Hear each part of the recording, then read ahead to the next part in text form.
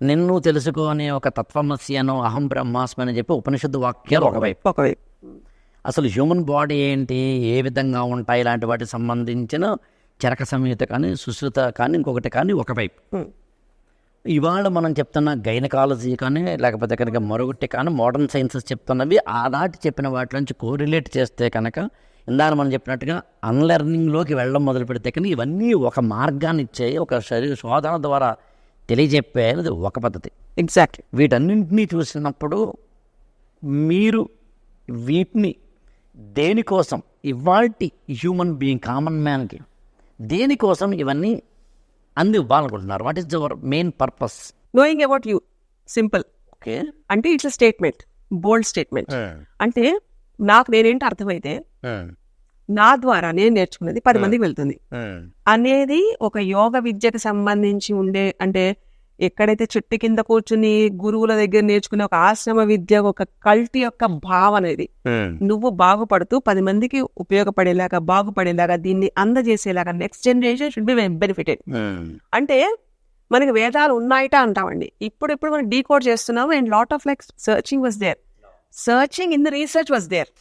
So దాన్ని మనం science కి పెడుతున్నాం, అంటే సైంటిఫిక్ అప్రోచ్ తోటి మనం చూడడం మొదలు పెట్టాం. కానీ ప్రతిదీ కూడా సృష్టి ఆది నుంచి ప్రతిదీ కూడా ఈ లెర్నింగ్ ప్రాసెస్ లో వచ్చిన అడ్వాన్సెస్ అన్ని కూడా మనం ఈ టెక్నాలజీ రూపంలో చూస్తున్నాం. ఇవంతా నేర్చుకోవడమే కదండి. సో సైన్స్ అండ్ ఫిలాసఫీ ఇవిడిపోయి ఒకదానికొకటి ఉంటాయి. ఇట్స్ నాట్ అబౌట్ లైక్ కొత్తగా విడిగా సైంటిఫిక్ అప్రోచ్ అన్నది భిన్నంగా లేదు. తెలుసుకునే ప్రయత్నం ఇట్ సెల్ఫ్, పంచేంద్రియాలతో ఏదైతే నువ్వు ప్రూవ్ చేస్తున్నావో, ఏదైతే నీ కళ్ళు చూసి ఎస్ అంటున్నాయో, ఏదైతే నువ్వు నీ స్పర్శతోటి ఎస్ అని నువ్వు అనుకుంటున్నావో, మన సెన్స్ ఆర్గన్స్ ఎలా అయితే ప్రూవ్ చేస్తున్నాయో, everything is scientific approach. Science also was learning from the roots. ఇది ఇంకా చాలా బాగుంది కదా. సో అంటే ఇప్పుడు ఏదో మనం మిస్ అవుతున్నామండి. ఇప్పుడున్న జనరేషన్ కి వాల్యూస్, ఎథిక్స్ ఇవన్నీ ఉన్నాయిట అనుకునేలా కాకుండా మనం ఆచరిస్తేనే కదా నెక్స్ట్ జనరేషన్కి వెళ్తాయి. సో మనం ఎక్కడ ఆచరిస్తున్నాం? We are like more into comfort zone. కానీ మన హ్యూమన్ బాడీ చిప్ ఎలా డిజైన్ అయిందంటే మూవ్ ఆన్, లెట్ గో. ఏ సంఘటన అయినా సరే, సంఘటన వదిలే, పాఠం తీసుకో, ముందుకెళ్ళు, నేర్చుకున్నది అక్కడ అప్లై చేయి, ముందుకెళ్ళు, ఇలాగ move on move on move on అంటూ ఉంటుంది.